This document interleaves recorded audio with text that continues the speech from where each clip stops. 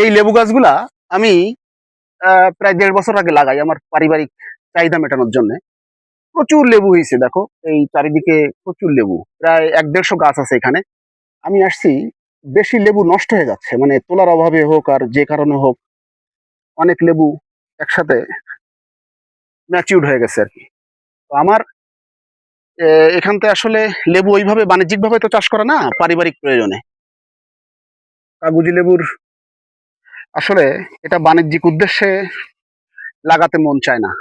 এত পুষ্টিগুণ সমৃদ্ধ এবং এত গুণগত মানসম্পন্ন যে এই লেবু যে উৎপাদন করে কিছু বিক্রি করব, এ ধরনের মন মানসিকতা কখনো আসে না। যদিও অনেক ফলেছে এখানে, অনেক ভরপুর, নষ্ট হয়ে যাচ্ছে, বিক্রি করতে পারলে ভালো হতো। যাই হোক, এই লেবুটা বড় মুশকিল। এই লেবু নিয়ে, লেবুটা মূলত আমাদের এই যে হিমালয়ের পাদদেশের দেশগুলোতে প্রথম উদ্ভাবিত হয়, মায়ানমার, ভারত। পরবর্তীতে আন্তর্জাতিক যে বাণিজ্যিক রুট আছে, এই বাণিজ্যিক রুটের, ঐতিহাসিক যে বাণিজ্যিক রুট, এই বাণিজ্যিক রুটের মাধ্যমে এটা ভূমধ্যসাগরীয় অঞ্চল হয়ে সারা পৃথিবীতে ছড়ায় যায়। আর আমাদের দেশে মূলত এই যে কাগজি লেবুটা, এটারও একটা ইতিহাস আছে। হাতে হাতে কাগজ বানানো কিছু লোক ছিল আমাদের দেশে, যারা পেশাগতভাবে, গোষ্ঠীগতভাবে কাগজ তৈরি করতো হাতে। তখন তো ওইভাবে কাগজের মেশিন আবিষ্কার হয়নি, ইন্ডাস্ট্রিয়াল রেভলিউশন ওইভাবে আসেনি। তো যারা কাগজ হাতে বানাতো তাদেরকে কাগজি বলা হতো। পরবর্তীতে ইন্ডাস্ট্রিয়াল রেভলিউশনের পরে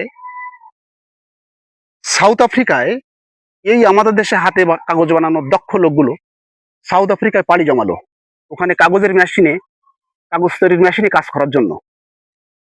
তো সেখানে কাজ করতে করতে তারা যখন দেশে ফিরে আসতো, বেড়ানোর উদ্দেশ্য হোক বা চাকরি ছেড়ে দিয়ে হোক, যে কোনো কারণে, তখন এই এই বিশেষ প্রজাতির লেবুর গাছটা তারা নিয়ে আসছিল সাউথ আফ্রিকা থেকে।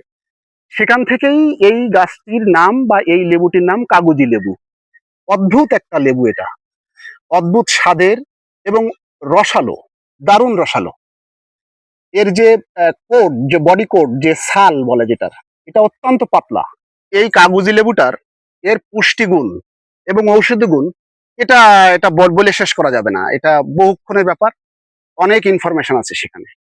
এই কাগজি লেবুর যে ভিটামিন সি এবং অ্যান্টিঅক্সিডেন্ট যে যে উপাদান, এটা মানুষকে দারুণভাবে রোগ প্রতিরোধ ক্ষমতা বাড়ায় এবং ক্যান্সার প্রতিরোধক। অ্যান্টিঅক্সিডেন্ট তো আমরা সবাই জানি এটা ক্যান্সার প্রতিরোধক।